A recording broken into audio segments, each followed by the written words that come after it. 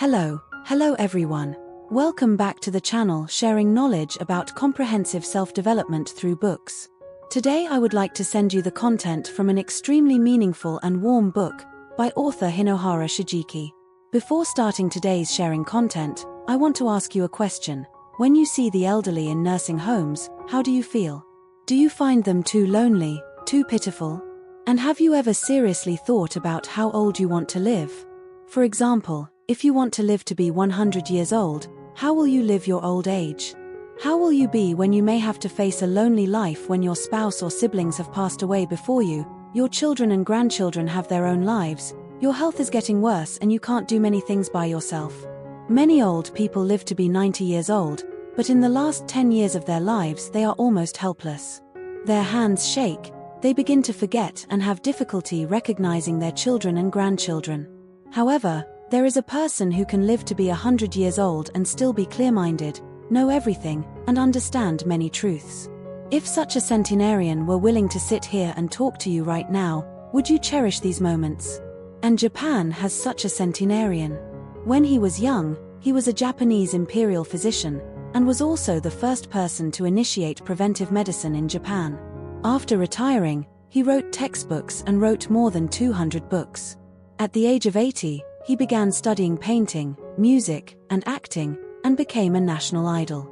He devoted his life to serving and helping people. And the person I want to talk about is Hinohara Shigeaki, who is also the author of the book I want to share with you today. In December 2016, at the age of 104, Mr. Hinohara agreed to a year-long interview. During this process, Mr. Hinohara's health was already quite bad. He had a broken rib. However, with such poor physical condition, he still took the time to directly answer 36 questions about death, about life, family, friends, work, loneliness, etc. A year later, people compiled this conversation into a famous book all over Japan. I temporarily translated this book as Live Well. Reading this work, I think we should carefully consider every word because not everyone has the opportunity to directly meet and have a deep conversation with a person over 100 years old and ask him how to live well, how to be peaceful for a lifetime. His answers are so amazing. They're like the last, most important nectar in life that he wanted to send to all of us. You will see that when we are young, we can ignore many questions such as what is life? What is love? How do we face old age, illness, and death? How can we live better? We often don't ask ourselves such questions because these problems seem too big for us to solve. Instead, work and making a living have caught you in a fast-paced cycle that quickly makes you forget the aforementioned problems. But in reality, sooner or later, they will still find you and reflect right around you. So, I hope that you can grasp the content of this book seriously, even though it is not an academic book or provide useful tools. But you can completely turn the quintessence of the philosophical sayings of this respected old doctor into sweetness, strength, and awakening, to be able to live a good life and also be able to reach freedom and achieve a state of calmness and peace when facing birth, aging, sickness, and death. How should we face birth, aging, sickness, and death? The first question is about the word living. Living in this world to make a living, every day we go back and forth between illusion and obedience, struggling between doubts and calculations. To be liked, we make all compromises, but in the end, we still have to live under the coercion of the outside world. Perhaps it's time to take off those masks and be honest with ourselves. Am I still truly myself now? I once read a story like this about Zhuangzi. One day, Zhuangzi was leisurely fishing by the pond. Two officials, on behalf of the king of Chu, came to ask Zhuangzi to leave the mountains and return to the capital to help the king relieve the nation's worries. Zhuangzi calmly said, "I heard that the king of Chu raised a 1,000-year-old turtle in a temple, letting it live in silk and brocade, and pampered it with all his heart. I would like to ask you too, does this turtle wish to die in order to be worshipped by everyone for its bones, or to be free to swing its tail in the muddy water?" The two officials replied, "Of course, it wishes to be free to live in the muddy water." Zhuangzi replied, "I also only wish to be free to swing my tail in the muddy water." This is a famous fable of the turtle by Zhuangzi. I just want to live well and become a free and honest person. Mr. Hinohara also said that the core of life lies in the two words truthfulness. He said, Life is essentially a form of energy that cannot be seen but certainly exists. When he had dialogues with young people, he asked, "Where does life lie?" The young people replied, "Life exists when the heart is still beating and the brain is still functioning." Mr. Hinohara said that the heart is just an organ that maintains the life of the whole body, and the brain is also just an organ that has the function of thinking. Both the heart and the brain cannot represent life. Life actually exists in the time that we can master and control. When you are young, you mainly spend your time controlling things outside yourself. Therefore, you are often imprisoned by anxiety about money, status, and fame, and you cannot truly master your own time. To be able to truly live, you must know how to master the time of your existence. It can be said that your life all depends on being true to yourself. You can only truly live when you can be truthful. So, what does it mean to live truthfully with yourself? Truthfulness only exists when you live without being influenced by the judgments of others. Often, the root of unhappiness lies in our lack of courage to be hated. A few accusations and criticisms will make you uncomfortable and deny yourself. To be true to yourself, be more self-aware, be more tolerant, lower your expectations of others, and don't demand absolute perfection. Always believe that everything is the best arrangement, learn to go with the flow, and you will be able to live better. Second, truthfulness is when you find your ideal dream and strive to dedicate yourself to it. Finally, truthfulness is when you put your ideal into helping others. You need to know that your dream is not in the external things that, when you are young, you think are serving you. When you get older, move into your 40s, 50s, 60s, or 80s, you should spend more time with other people. If you are willing to spend more time with other people, the energy of your life will take on a whole new meaning. And that is the author's entire point of view on life. Then, the second thing is about aging. With the advancement of economic levels and medical conditions, the average life expectancy of people in countries around the world is increasing, even in the poorest and most backward countries. Japan is the country with the highest average life expectancy, with the average life expectancy of both men and women over 80 years old. When older people are living longer and longer, will people live happier or will they be more afraid? There are really many people who are very afraid of old age, afraid of physical weakness, afraid of moving slowly, afraid of loneliness, afraid of being ugly, afraid of not being lucid, etc. Some people even think, if when I am old, I cannot walk, I'd rather die than live like that. But Mr. Hinohara insists that living long is really wonderful. If we can live long enough, we will have more time to explore the unknown of ourselves. Although a person cannot fully understand themselves, the joy that comes from understanding ourselves more and more is still much better than the pain that old age and illness bring. No matter how old you are, you can still discover your potential and develop yourself. Mr. Hinohara had a motto for life: keep on going, keep on going. Living by this motto, always continuing to move forward, has followed him for many years, so that he can declare, "I must live long to be able to constantly discover joy." I was very touched and clearly felt the joy of life of this old man through each word. That joy spread and made me realize that one of the signs that shows that people are living well is allowing themselves to start to be reborn. Mr. Hinohara was over 100 years old but looked younger than his peers, so people often asked him, "How can you stay young for so long?" I thought he would say things like, "Adjust your mood, relax your mind, live a disciplined life, etc." But the result was that the old man smiled and said, "Take care of the beauty of your face and find something to do for yourself." When he was 80 years old, he started learning painting, designing, reading, writing, and trying everything he loved. After he was 90 years old, he still enjoyed talking with young people and attending gatherings with them. After turning 100 years old, he began to study beauty techniques and remove freckles to improve his own image. He said, "We must both continue our current life and experience a new life. As long as people continue to evolve themselves, they will be reborn every day." Taking care of your beauty and constantly learning new things represent the desire to take care of yourself and to cherish yourself. That way, you can stay young forever, live longer, and live confidently and more valuable. I hope that all of us can remember that living long is truly wonderful. However, the key is how to live long. He wanted to live longer but without deliberately pursuing longevity. He also did not consider living long as the goal of his life that he had to be obsessed with. Therefore, just live to the fullest and completely every day. Everything else, let it go with the flow of nature. Second, living long requires enough exercise. Many people think that exercise here just means the need to exercise to maintain health. But that alone is not enough. Mr. Hinohara has a completely thought-provoking idea. At this moment, as I am listening to you speak, my soul is going through a type of movement. This type of movement is called emotion. People now are not living with a lack of movement, but a lack of emotion.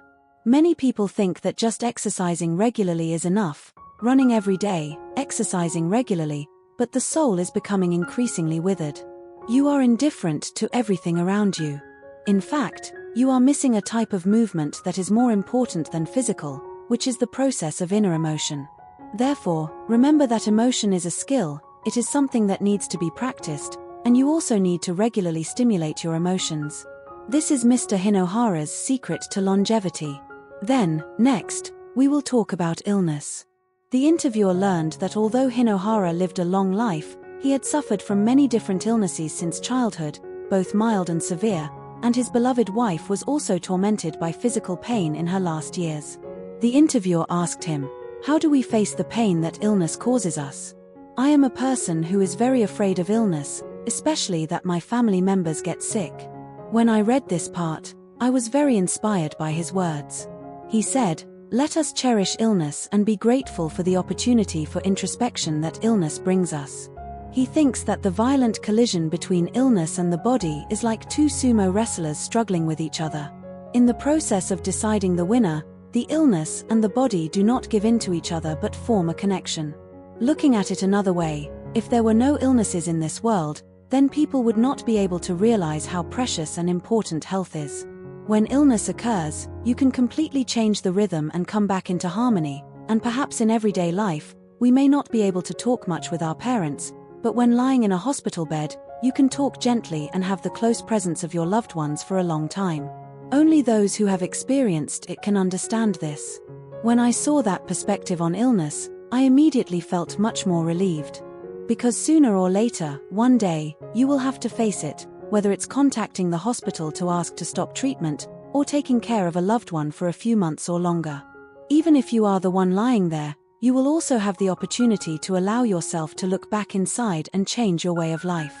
I know that many people have completely changed their outlook on life when they have a serious illness. Some people can let go of past grievances, and some people are not too attached to money and possessions. In fact, they do not hesitate to give away their possessions because the illness has told us that these things are not the most important thing in our lives. Mr. Hinohara said, "I have lived for 105 years, as a doctor, I treat and save people, while I never valued my own body. Now, finally I have the chance to cherish my health. I realize this from my illness. It is a gift that God has given me. Therefore, take care of yourself when you are not sick. And if the one you love is currently sick, you can tell them, be grateful for the opportunity to reflect. What is this illness trying to tell you? Feel joy when you are together, appreciate the moments that you have leaned on each other, encourage each other, and pray for the time together to be as long as possible." Finally, when asked about death, he said, "If you ask me if I am afraid of death, I am simply afraid of the death. But no matter how afraid I am of death, I must live life to the fullest because death is a new beginning of life. This new beginning does not carry the meaning of reincarnation." What Mr. Hinohara wanted to say is that after death we can still live in the memories of others. After my wife passed away, some of my relatives and friends also left this world one by one. But because I often remember their faces, smiles, and voices, I feel that they are in my memory and seem fresher than when they were alive. This makes me understand that the dead are not completely lost from our lives. Instead, through remembering them, they can be imprinted in a deeper way. Like now, I feel that my wife never left. The feeling of being with each other becomes stronger after she died. It's like his favorite quote in The Little Prince, "Only with the heart can one see clearly the essence of things and what is truly important." My wife's death has taught me that in this world, there is a kind of invisible happiness that can be felt. Living with an emotional heart, feeling that invisible happiness is how he faced death. Only when living thoroughly can people understand that the highest state of life is to be able to die at any time and live life to the fullest through each step. The perspective on love, birth, aging, sickness, and death is a mandatory cycle in the material world. So, what about the spiritual world? The biggest question is still, what is true love? First, let's talk about love. Mr. Hinohara believes that love is accepting the other person as their truest self. If you want to be loved more, the most important way is to express gratitude to the other person from the bottom of your heart.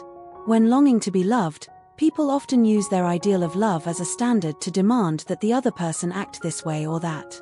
This is definitely not true love. Love is accepting the other person as the truest person they are. If you don't accept the real person, but only care about your own feelings, then even when you are loved, you will not completely feel love. If you accept the other person for who they are, accepting both the things you like and hate about them, you will be surprised in a delightful way when you discover the wonderful qualities of that person. When you love the real person, everything that belongs to you will also be loved by that person in the most sincere and passionate way. If you truly love someone, no matter what they do wrong, you will still find them cute. When you truly accept their flaws and love them from the bottom of your heart, those flaws and mistakes can become things that make you smile, because this is who they really are. It is wonderful that a 105-year-old man still has such a loving mood. Loving and being loved will bring great strength to people. However, in reality, when living together, everyday trivial matters often make us inevitably angry. At times like this, we may say hurtful words to the other person. Faced with this, what should we do? Mr. Hinohara said that first you must be determined to have a warm and tender heart. If you feel that your relationship with your partner is becoming cold, consider whether it is your fault, and then find ways to improve it. In this way, when you treat your lover with a tender heart, even if that person says something that makes you lose your temper, you will find that person is funny from the bottom of your heart. This thought of his reminds me of a quote by Emily Troller: "Love never goes away. It always keeps the eternal flame and the immortal light. The existence of the world is due to it. Love is the source of nourishment to light up life. Everything has a beginning and an end. Only love remains. In this limited time of life, feel the truth and goodness of the world. Give love without asking for anything in return. The fact that you heal yourself is truly a loss to the world that someone needs. Only selfless giving creates an immortal soul and eternal love." This is his perspective on love. And what about what makes a true friend? He said that having one or two true friends is enough. A true friend is someone who always wishes you all the best. If you haven't seen this person for many years, but in your heart, you still always wish them the best, then this is a true friend. When making friends, trust your own feelings. If you think this person can be a lifelong friend, then 80% of the time it will happen. And finally, we will talk about loneliness. It seems that life is inherently lonely, isn't it? People still say that when we are alive, we come to this world alone, when we leave, we are also alone, so life is inherently lonely. However, Mr. Hinohara said, "Who says life is lonely? Did you come to this world alone? Your mother is there. You didn't come to this world by fighting with your mother, did you? So, from the day you were born, you have not been alone." This thought is also wonderful. I have never heard anyone say this before. We have all agreed that life is lonely. However, Mr. Hinohara says that you and your mother fought together, and you set foot in this world with someone. Therefore, you must know that, in Mr. Hinohara's eyes, he has transformed loneliness into love, because he knows that love is the ultimate purpose of existence in every human. One day in July 2017, Mr. Hinohara had his last interview. At that time, he had a relapse of his old illness and was approaching his final moments. The interviewer carefully asked what his next goal was. He thought for a moment and strongly said, "As long as I live, I will continue to discover things that I do not know." A few days later, he left this world forever, putting a complete end to a fulfilling life. In the book, he gave his motto, "Keep on going," as a gift to everyone. He sincerely hopes that you and I never stop on the path of life. I still remember in the book The Man Who Can't Say Goodbye, there is a sentence, "You know, the ending of the story doesn't matter, The only thing certain about life is death.